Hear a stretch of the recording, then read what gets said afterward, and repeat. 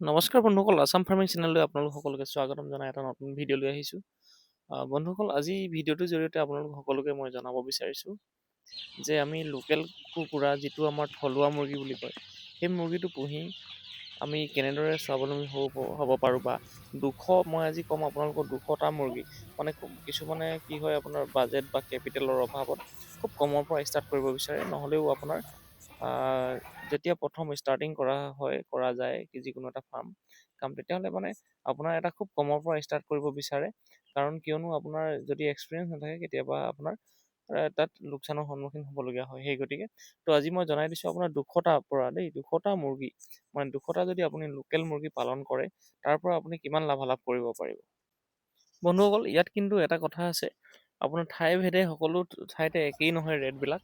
আপোনাৰ কিছুমান ঠাইত মুৰ্গীৰ যিবিলাক পোৱালি হয়, সেই পোৱালিবিলাক কম দামত পোৱা যায়, আৰু কিছুমান ঠাইত আপোনাৰ অলপ বেছি দাম লয়, আৰু কিছুমান ঠাইত আপোনাৰ বিক্ৰী কৰোঁতে 380 টকাৰ পৰা 400 টকা পোৱা যায় হ'লচেল, আৰু কিছুমান ঠাইত আপোনাৰ 350ৰ পৰা 380 টকা তেনেকুৱা পোৱা যায়, মানে কম পোৱা যায় দাম। তো সেই গতিকে সেইটো হিচাপত আপোনালোকৰ নিজৰ ঠাই ভেদে আপোনালোকৰ বেনিফিটটো হ'ব। আৰু লগতে কিছুমান ঠাইত আপোনাৰ যিটো ফিড হয়, মানে যিবিলাক দানা হয় আমি খুৱাম, সেই দানাবিলাক কিছুমান ঠাইত হয়তো অলপ 100-200 টকা বেছিও হ'ব পাৰে প্ৰতি বেগত, কিছুমান ঠাইত কমো হ'ব পাৰে। আৰু প্ৰথমতেতো আমাক পোৱালিখিনি লাগিব। সেই পোৱালিখিনি ধৰক আপোনাৰ কেতিয়াবা আপোনাৰ 30 টকালৈ নামিব পাৰে দামটো, কেতিয়াবা 45লৈকে উঠিব পাৰে। তো এতিয়া মই এটা এভাৰেজ ধৰিছোঁ, 200টা পোৱালি যদি আমি আনো, 40 টকা কৰি ল'লে আপোনাৰ 8,000 টকা আমাৰ পোৱালিখিনিত যাব। তাৰপিছতে সেই পোৱালিখিনি আমি প্ৰথম কেইদিনমান 10-12 দিনমান আমি এটা সৰু মিহি দানা পায়, যিটো প্ৰি-ষ্টাৰ্টাৰ, সেই দানাটো খুৱাব লাগিব। এটা এবেগমান দানা লাগিব আমাক, এবেগে ধৰি দিছোঁ, এইটো আমাৰ 2900 টকা লয়, 2900, যদি আপুনি ভাল গডৰেজৰ এটা দানাটো লয় বা ইলাইটৰ দানাটো লয়। তাৰপিছতে তাতকৈ কমো পোৱা যায়, কিন্তু মই ভাল কোৱালিটি ধৰিছোঁ, আৰু যিমানে ভাল কোৱালিটি খুৱাব সিমানে সোনকালে গ্ৰ'থটো আহিব। আৰু ষ্টাৰ্টাৰ দানা যদি আপুনি খুৱায়, তেতিয়াহ'লে এইটো আমাৰ টোটেল খুৱাবলৈ হ'লে ষ্টাৰ্টাৰ দানাত অলপ মানে প্ৰি-ষ্টাৰ্টাৰতকৈ অলপ ডাঙৰ হয়, অলপমান ডাঙৰ, আৰু সেইটো আমাৰ 6 বেগমান আমি খুৱাব লাগে। সেই 6 বেগমান টোটেল দানা মানে আমাৰ 10 বেগ দানাত মানে আৰামত হৈ যাব, যদি আমি ৰাতিপুৱা এবাৰ, গধূলি এবাৰ বা দুপৰীয়া এবাৰ তেনেকৈ দানাবিলাক খুৱাই কিনি আমি মেইনটেইন কৰি সিহঁতক ডাঙৰ দীঘল কৰোঁ তেতিয়া। আৰু লগতে ভিটামিন মিনাৰেল তেনেকৈ দি মেলি, এতিয়া কথাটো হ'ল আমাৰ ষ্টাৰ্টাৰ দানা আমাৰ 6 বেগ যাব, 6 বেগত আমাৰ 2800 টকাকৈ ল'ব, যদি ভাল কোৱালিটিৰ যিটো গডৰেজৰ হয়, আৰু তাত যাব আমাৰ 16,800 টকা। আৰু তাৰপিছতে আমি পেলেট দানাটো, মানে যিটো অলপ গোটা যিটো ডাঙৰ দানা হয়, সেই দানাটো আমি খুৱাব পাৰোঁ। নহ'লেও আপুনি ষ্টাৰ্টাৰতে শেষ কৰি দিব পাৰে বিকালৈকে, বা যদি আপুনি বিচাৰে পেলেট দানা গোটা দানাটো খুৱাব পাৰে। সেইটো আপোনাৰ 3 বেগ আপোনাৰ সেইটো 2700 বা 2800 ল'ব, মই 2800 ধৰিছোঁ, 8400 এটা তাত আপোনাৰ যাব।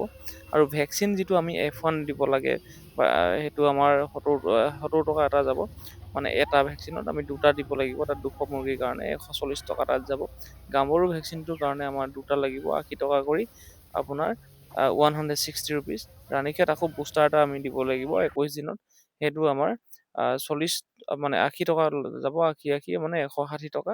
তাৰপিছতে আৰু এক্সট্ৰা কিবা যদি বেমাৰ হয়, CRD লাগে বা ডায়েৰিয়া হয় বা যি হয়, আৰু তাৰ কাৰণে এটা এক্সট্ৰা মেডিচিনৰ দাম ধৰিছোঁ মই 1000 টকা এটা মিনিমাম আপোনাৰ যাব তাত। আৰু আপোনাৰ সেই 200 মুৰ্গী পুহিবৰ কাৰণে যিখন ফ্ল'ৰ হয়, য'ত আপুনি মজিয়াত ৰাখিব মাটিত, তাত আপোনাৰ ভুচি পাৰিবলগীয়া হ'ব, আৰু সেই ভুচিখিনি আপোনাৰ 5 বেগমান বা মানে ভুচি এটা দৰকাৰ হ'ব। 60 টকা বেগ যদি ধৰোঁ, তেতিয়াহ'লে আপোনাৰ 300 টকা এটা ভুচিত যাব। আৰু কাৰেণ্টৰ বিল, যদি আপুনি পোৱালিখিনি ব্ৰুডিঙৰ টাইমত এটা লাইটৰ বিল লাগিব, মানে লাইট জ্বলাব লাগিব, ৰঙা লাইটটো, তো সেই গতিকে 500 মান এটা বিল আহিব। আৰু বাকী ডাঙৰ হোৱাৰ লগে লগে আমাৰ এই মুৰ্গী ব্ৰইলাৰ নিচিনাকৈ ৰাতি দানা খুৱাব দৰকাৰ নাই, ৰাতি লাইট জ্বলাই কিনে। তাৰপিছত আপোনাৰ যি আদাৰ এক্সপেঞ্চ ধৰিছোঁ, মানে কিবাকিবি এক্সট্ৰা খৰচ, দানা আনিবলৈ যোৱা বা কিবাকিবি খৰচবিলাক, তো সেইবিলাকত ধৰিলে আপোনাৰ 1000 টকা এটা আৰু এক্সট্ৰা ধৰি দিছোঁ। তো সেই হিচাপত অল টোটেল যিখিনি খৰচ হ'ল, সেই খৰচখিনিত আহি গ'ল 39,360। তো ইমানখিনি টকা আপোনাৰ খৰচ হ'ব। তাতকৈ ঠাই ভেদে আপোনাৰ বাঢ়িবও পাৰে, কমো হ'ব পাৰে। সেইটো পূৰা একজেক্টটো মই ক'ব পৰা নাই, এটা এপ্ৰক্সিমেট কৈছোঁ, যিটো মোৰ হিচাপত মই যেনেকৈ কৰোঁ।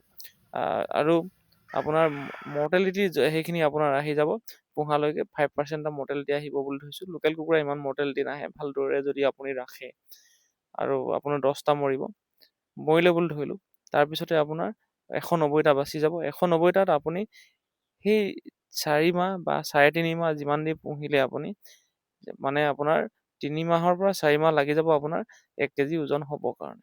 আৰু মই এটা এভাৰেজ ওজন ধৰিছোঁ, আপোনাৰ 800 গ্ৰাম ধৰিলোঁ। কিছুমান মতাবিলাক 1 কেজি 200 গ্ৰাম 300 গ্ৰাম হৈ যাব পাৰে, কিন্তু মাইকীবিলাক অকণমান ওজনটো কম থাকিব। সেই গতিকে মই 800 গ্ৰাম বুলি ধৰিলোঁ। 800 গ্ৰামকৈও যদি হয় 190টা কুকুৰাত আপোনাৰ 152 কেজি হ'ব, আপোনাৰ বিকিব পাৰিব মানে। আৰু 152 কেজিত যদি আপুনি 360 টকাকৈও বিকে, মই কৈছোঁ নহয়, মই 400 টকালৈ যোৱাই নাই, 360 টকাকৈও যদি বিকে, তেতিয়াহ'লে আপুনি পইচা পাব এইটো 54,720 ৰুপিজ বিক্ৰী কৰি কিনি।